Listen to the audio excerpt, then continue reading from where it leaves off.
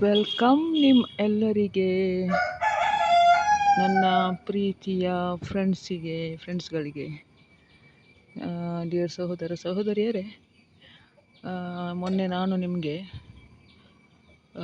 ರೊಟ್ಟಿ ಮಾಡುವಾಗ ಒಂದು ಮೂಸಂಬಿಯ ವಿಷಯದ, ನಮ್ಮ ಗಿಡದಲ್ಲಿ ಅದು ಮೂಸಂಬಿ ಅಂತ ಹೇಳಿದ್ದೆ ನಾನು, ಹೌದಲ್ವಾ? ನೋಡಿ, ಮಂಗಳೂರಲ್ಲಿ ಉಂಟು ಇದು ಮಂಗಳೂರಲ್ಲಿ. ಕೋಳಿ ಕೂಡ ಉಂಟು ನಮ್ಮ ಮನೆಯಲ್ಲಿ.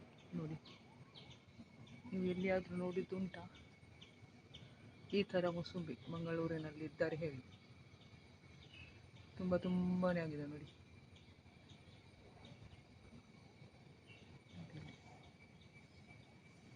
ಮೂರು ಗೊಂಚಲು ಉಂಟು ನೋಡಿ, ಕಾಣ್ತದೆ ಅಲ್ವಾ?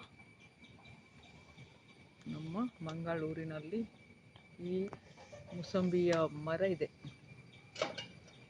ನಾನೀಗ ಮೇಲೆ ಸ್ಲ್ಯಾಪಲ್ಲಿದ್ದಾನೆ, ಸ್ಲ್ಯಾಪ್ನಿಂದ ಇದು ತೆಗಿತಾ ಇದ್ದೇನೆ ವಿಡಿಯೋವನ್ನು. ನೋಡಿ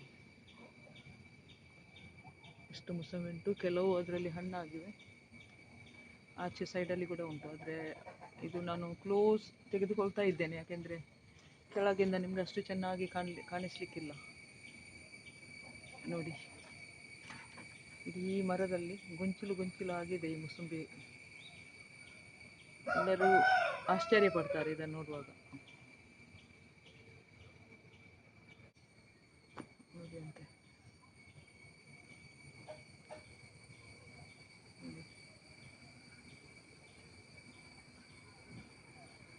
ಎಷ್ಟು ಉಂಟಲ್ಲೋ.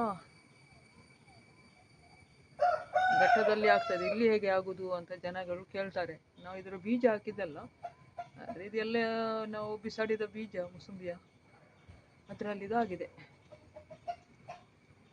ಚೆನ್ನಾಗಿ ಇನ್ನು ನೀವು ನೋಡ್ಬೋದು, ಈ ಕೋಕಂ ಮರ ಉಂಟಲ್ಲ, ನೋಡಿ ಈ ಕೋಕಂ ಮರ ನಿಮಗೆ ಅಲ್ಲಿ ಕಾಣಿಸ್ತದೆ ಅಲ್ಲ, ಇಲ್ಲಿ ನೋಡಿ ಪಾಯಿಂಟ್ ಔಟ್ ಮಾಡ್ತಾ ಇದ್ದೆ ನಾನು ಇಲ್ಲಿ.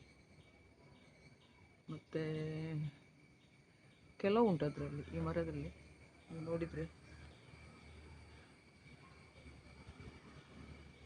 ನೋಡಿ, ಚಿಕ್ಕ ಗಿಡ, ದೊಡ್ಡ ಗಿಡ ಆದರೂ ಅಲ್ಲ ಅದು. ನೋಡಿ, ಆ ಮರ ಕಾಣ್ತದೆ ನಿಮಗೆ ಬ್ಲ್ಯಾಕ್, ಆ ಎರಡು ತೆಂಗಿನ ಮಧ್ಯದಲ್ಲಿರುವ ಅಲ್ವಾ? Thanks for watching. ನಿಮ್ಮ ಕಮೆಂಟ್ಸ್, ನಿಮ್ಮ ಸಬ್ಸ್ಕ್ರೈಬ್, ನಿಮ್ಮ ಸಪೋರ್ಟ್ ನನಗೆ ಬೇಕು. ದಯಮಾಡಿ ನನ್ನ ಚಾನಲನ್ನು ಸಬ್ಸ್ಕ್ರೈಬ್ ಮಾಡಿ. ಇನ್ನೂ ಕೂಡ ಬೇರೆ ವಿಡಿಯೋವನ್ನು ನಿಮಗೆ ಕಳಿಸ್ಲಿಕ್ಕಾಗಿ, ನನಗೆ ಮಾಡಲಿಕ್ಕಾಗಿ ಸಪೋರ್ಟ್ ಸಿಗ್ತದೆ. ಓಕೆ, ಹಾಗೆ ನೋಡಿ ಪೇರಳೆ ಗಿಡ, ಇದರಲ್ಲಿ ಪೇರಳೆ ಹಣ್ಣಾಗಿದೆ. ಇದನ್ನು ನಾನೀಗ ತೆಗೆಯುತ್ತಾ ಇದ್ದೇನೆ, ರಿಮೂವ್ ಮಾಡ್ತಾ ಇದ್ದೇನೆ. ಹಾಗೆ